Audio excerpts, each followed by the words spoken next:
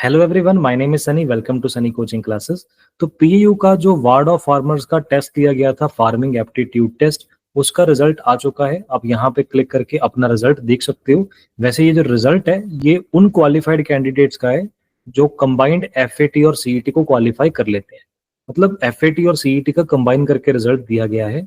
तो कई बच्चों का मैसेज आ रहा था कि एफएटी उनका अच्छा हुआ था, तो ना ये किसी बच्चे का अगर नाम नहीं है या रैंक पीछे है, तो ये F A T C E T का कंबाइंड है, यहाँ पे साफ मेंशन्ड है, तो उसके अकॉर्डिंगली है।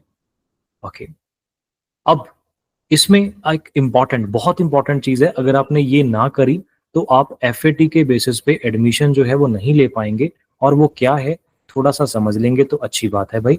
आपने ना अपने डॉक्यूमेंट्स, जितने भी F A T qualified candidates हैं, आपने अपने सारे डॉक्यूमेंट्स क्या क्या है मैं बताता हूँ।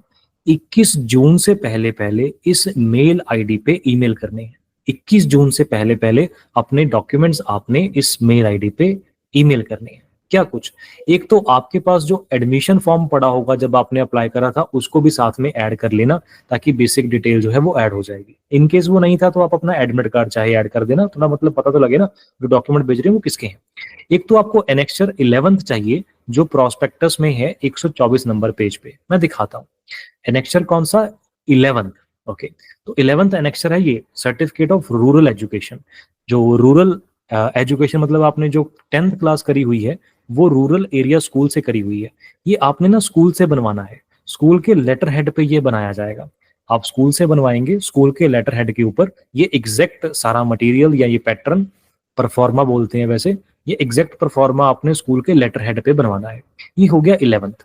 इसके अलावा 11th ए चाहिए, जो 125 पेज पे है। 11th ए मैंने खोल के रखा है पहले से।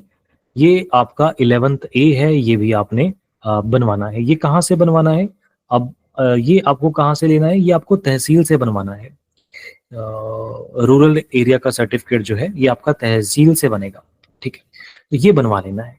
ओके, और ये एनेक्चर आप प्रोस्पेक्टस से ले सकते हो, या फिर आप स्क्रीनशॉट लेके, अगर क्लियरली आपको दिख रहा हो तो प्रिंट आउट ले सकते हो, नहीं तो आप प्रोस्पेक्टस से ये निकाल लेना।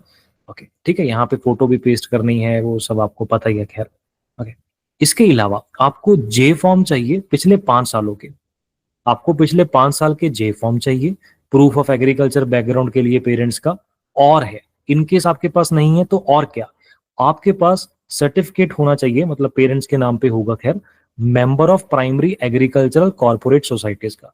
तो जो हमारे पास रूरल में कॉर्पोरेट सोसाइटीज बनी होती हैं, उनके मेंबरशिप का सर्टिफिकेट होना चाहिए। या तो जे फॉर्म होने चाहिए 5 साल के, या फिर आपके पास सर्टिफिकेट होना चाहिए पेरेंट्स का प्राइमरी एग्रीकल्चरल कॉर्पोरेटिव सोसाइटी के, अगर वो मेंबर है तो वो भी आपको भेजना है। और आपको रूरल एरिया एजुकेशन की, मतलब रूरल एजुकेशन की जो वेरिफिकेशन है वही 11th का प्रोस्पेक्ट, 11th का जो था वो will be done by tehsildar, SDM, district administrating officer. तो वो तहसील ऑफिस से करवा लेंगे तो वो सही है। इसके अलावा ये सारे डॉक्यूमेंट्स की एक सिंगल पीडीएफ बनानी है और आपको सेंड कर देनी है, ईमेल कर देनी है। फाइनल सिलेक्शन, अगर आपके ये डॉक्यूमेंट सारे वेरीफाई होते हैं तो उसके बेसिस पे की जाएगी। इनकेस अगर आप ये डॉक्यूमेंट्स उनको ईमेल ही नहीं करते तो फिर आप एफएटी की काउंसलिंग में एलिजिबल नहीं रहेंगे। तो ध्यान से सुन लो, ये सारे डॉक्यूमेंट्स की स्कैन करके एक सिंगल पीडीएफ बना लेना, और उन सारे डॉक्यूमेंट्स को ना इसी सीक्वेंस में रख लेना।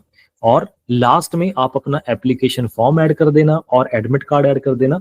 यहाँ पे मेंशन नहीं है, लेकिन मैं आपको रेकमेंड कर देता हूँ कि कर देना, क्योंकि तभी पता चलेगा ना भाई कि ये आपका ही है। एडमिशन फॉर्म आपके पास है ना, जब आपने ऑनलाइन अप्लाई करा था, वो ऐड कर लो। आप अपना एडमिट कार्ड ऐड कर सकते हो, जिसमें आपका सीईटी और एफएटी दोनों मेंशन होंगे। नहीं तो ऐसी रैंडम ईमेल आएगी डॉक्यूमेंट्स के साथ, पता नहीं चलेगा ना कि ये कौन से बच्चे की है, उसका रोल नंबर क्या है। तो प्लीज आप उनको भी साथ में ऐड कर लेना।